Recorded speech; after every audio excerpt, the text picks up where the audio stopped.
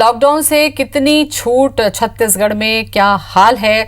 छत्तीसगढ़ में लॉकडाउन के दौरान क्या स्थिति थी और छूट के बाद क्या स्थिति है? रायपुर में 3 दिन के टोटल लॉकडाउन के बाद राहत है। आज सब्जी की दुकानें खुल गई हैं, किराना की दुकानें खुल गई हैं। बिलासपुर में भी तय समय तक दुकानें खुली रहेंगी। अंबिकापुर में कल से शुरू हो सकती है आर्थिक गतिविधियां।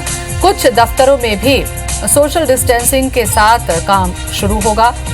तो 3 दिन के टोटल लॉकडाउन के बाद कहां पर क्या छूट मिली है, किस तरीके से आम जिंदगी में बदलाव इन 3 दिनों के बाद आया है, क्योंकि आज सब्जी दुकानें भी खुल गई हैं, किराना दुकानें भी खुल गई हैं।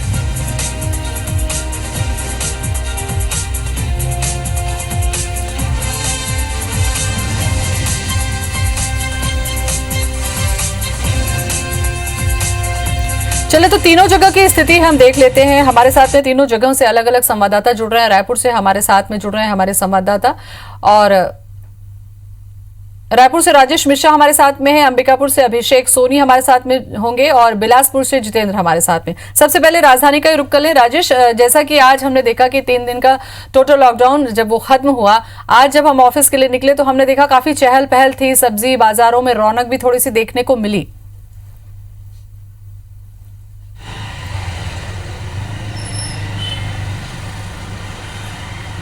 जी ज्योति, 72 घंटे का लॉकडाउन 16 तारीख को शाम को 5 बजे से घोषणा की गई थी रायपुर और दुर्ग में।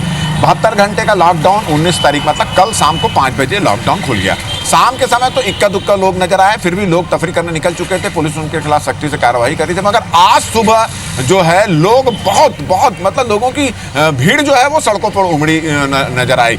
सब्जी बाजार की बात करें, थोक सब्जी बाजार की बात करें, गोल बाजार की बात करें, तमाम जगहों पर लोग नजर आ रहे हैं, मुख्य सड़कों पर लोग नजर आ रहे हैं। जबकि स्वास्थ्य मंत्री ने स्पष्ट रूप से लोगों को निर्देश दिया है कि लॉकडाउन का मतलब लॉकडाउन होता है। लॉकडाउन के जो 72 घंटे का लॉकडाउन खत्म हुआ उसको गंभीरता से ले। लॉकडाउन अभी भी है, अगर भीड़ भाड़ इलाके में जाएंगे, सोशल डिस्टेंसिंग का इस्तेमाल नहीं करेंगे तो काफी गंभीर परिणाम भुगतने पड़ सकते हैं। अभी हम आपको बता दें कि हम गोल बाजार में खड़े हैं और आप देख रहे हैं कि जो सड़क है गोल बाजार की सड़क, मालवीय रोड से गोल बाजार की ओर जो सड़क आती है, वहां पे आप देख रहे हैं कि मेले के समान स्थिति यहां पर बनी हुई है। लोग बेफिक्र होकर आ जा रहे हैं और ये बेफिक्री लोगों की बहुत खतरनाक यहां पर साबित हो सकती है। और लगातार लोगों का आना जाना यहां पर जारी है। दुकानों में भी खूब भीड़ नजर आ रही है। हम एक बाजार का एक दूसरा किस्सा आपको हिस्सा दिखाने की आपको कोशिश करते हैं कि आप देख रहे हैं कि लगातार ये भीड़ सुबह 9 बजे से राजधानी की सड़कों पर, राजधानी की जो बाजारों पर इस तरह की भीड़ सुबह से नजर आ रही है। गाड़ियों का रेला यहां पर लगा हुआ है। अभी हम सड़क में खड़े हुए हैं, अंदर जो बहुत सक्रिय, बहुत छोटी छोटी गलियों वाली दुकान है वहां पर भी भीड़ देखी जा रही है। लगातार IBC 24, राज्य सरकार, स्वास्थ्य मंत्री, तमाम लोग जो हैं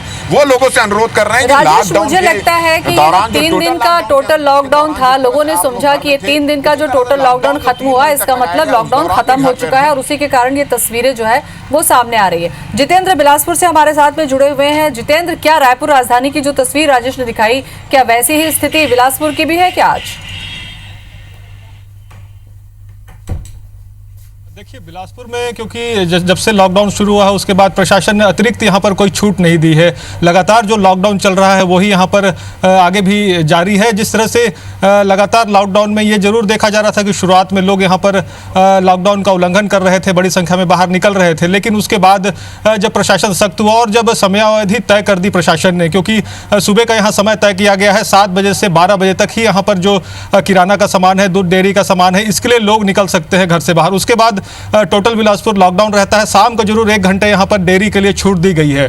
तो बिलासपुर में ये जरूर है कि लॉकडाउन की वजह से जो तमाम जो आर्थिक गतिविधियां थी वो यहाँ पर बंद थी, लेकिन अब ये माना जा रहा है कि कल से हो सकता है जो आर्थिक गतिविधियां हैं वो यहाँ पर शुरू हो सकती हैं, क्योंकि जिस तरह से शासन से भी निर्देश आया है, जो ग्रामीण क्षेत्र की अगर बात करें तो ग्रामीण क्षेत्रों पर जो मनरेगा के चाहे वो काम हो, चाहे कुटीर उद्योग हो, ईंट भट्ठे हो, इस तरह के जो संचालित होने वाले उपक्रम है वो यहाँ पर शुरू हो सकते हैं, जहाँ पर जो स्थानीय मजदूर हैं वो काम करेंगे। बाहरी जो मजदूर हैं उनको काम में बुलाने की यहाँ पर अनुमति नहीं है। इसके साथ ही जो सरकारी कार्यालय हैं वो भी ये सुनिश्चित कर रहे हैं कि 30% जो कर्मचारियों की संख्या है उस लिहाज से जो सरकारी दफ्तर है उसको भी शुरू किए जाएं, क्योंकि लंबा समय हो गया है लॉकडाउन का और जो सरकारी कार्य है कहीं ना कहीं वो यहाँ पर पेंडिंग में है। तो जो पेंडिंग काम है उसको कहीं ना कहीं यहाँ पर निपटाने की जो कवायद है वो शुरू हो सकती है। सरकारी कार्यालयों में चाहे वो कलेक्ट्रेट हो, SDM कार्यालय हो या फिर तहसील कार्यालय हो, इसके इसके अलावा जो नगर निगम हो, हालांकि नगर निगम अपना काम कर रही है, लेकिन ये जरूर था कि जो कर्मचारी थे उनको घर से ही काम करने के निर्देश दिए गए थे। लेकिन अब संभवतः ये माना जा रहा है कि थोड़ी छूट यहाँ पर, क्योंकि आर्थिक गतिविधियों को आगे बढ़ाना है, उस लिहाज से अगर देखें तो यहाँ पर थोड़ी छूट दी जा सकती है।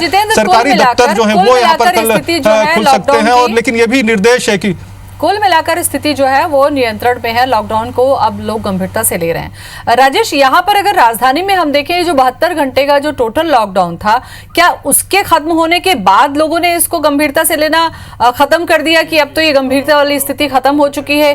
क्या कोई दुकान खोलने की कोई समय सीमा नहीं होगी? इस पर कोई निगरानी नहीं करेगा? क्या ऐसी स्थिति है?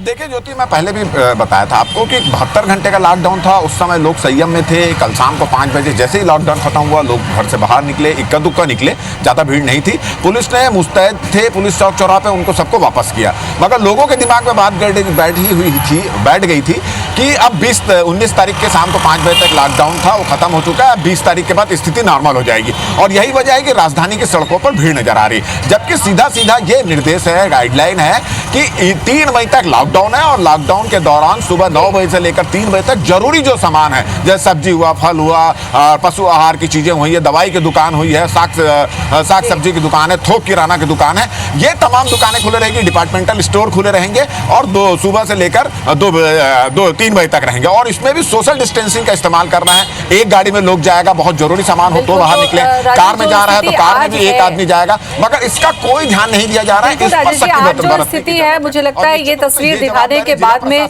शासन, प्रशासन और निगम को फिर से एक बार जुटना होगा कि कहीं ऐसी स्थिति ना हो। बहुत बहुत शुक्रिया आपका तमाम जानकारी के लिए। जितेंद्र, आपसे मैं जानना चाहूं, क्योंकि अब आर्थिक गतिविधियों को शुरू होना है, तमाम गाइडलाइंस भी इसमें पालन करनी होगी। ऐसे में क्या आपको लगता है कि चुनौती होगी कि काम को भी शुरू करना है और लॉकडाउन को मेंटेन भी रखना है?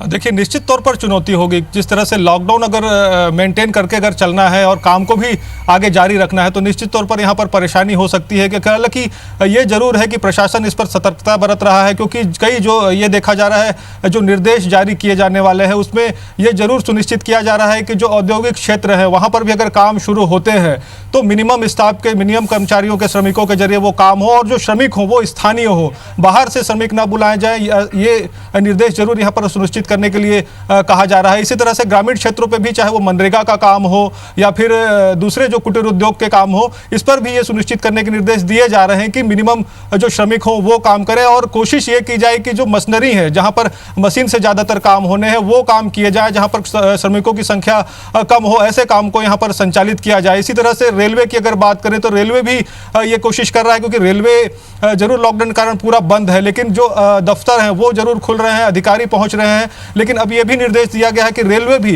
अपने जो काम है उसको आगे बढ़ाएगा। जो कर्मचारी हैं, लगभग 33% कर्मचारी वो दफ्तर पहुंचेंगे।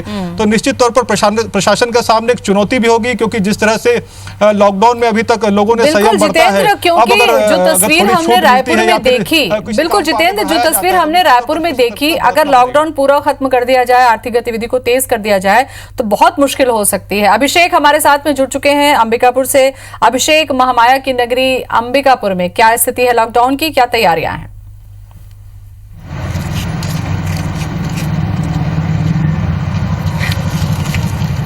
हाँ जी बिल्कुल ज्योति जी, जिस तरह से आपने कहा कि महामाया की नगरी है, और यही माना जा रहा है कि अब तक ये ग्रीन जोन में है।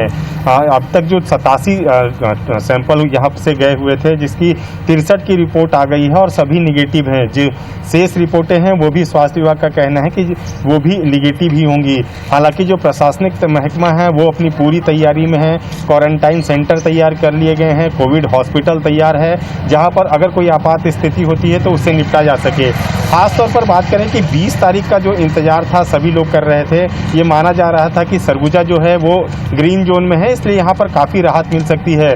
जिला प्रशासन के अधिकारियों से हमारी बात हुई, उनका साफ तौर पर कहना था कि जिस तरह से सरकार के द्वारा जो गाइडलाइन मिले हैं उनका पालन करते हुए कहीं ना कहीं कुछ राहत दी जाएगी। आर्थिक जो गतिविधियाँ हैं उनको शुरू करने की बात कही गई है। औद्योगिक क्षेत्र जो कि ग्रामीण क्षेत्र में हैं, ईंट भट्टे हैं या फिर अन्य जो उद्योग हैं जिनसे सीधा रोजगार जुड़ा होता है श्रमिकों का, उसको एक तरह से रियायत दी जा सकती है। जो शहरी क्षेत्र है उन उद्योगों में जहाँ पर जो श्रमिक हैं वो वहीं रहकर काम करते हैं, वहाँ पर राहत मिल सकती है। लेकिन औद्योगिक प्रतिष्ठान चाहे बिल्कुल, तो ये बहुत अच्छी बात अभिषेक ने बताई कि कोई भी पॉजिटिव केस यहाँ पर नहीं है। बहुत बहुत शुक्रिया अभिषेक तमाम जानकारी के लिए, और जितेंद्र आपका भी बहुत बहुत धन्यवाद तमाम जानकारी के लिए।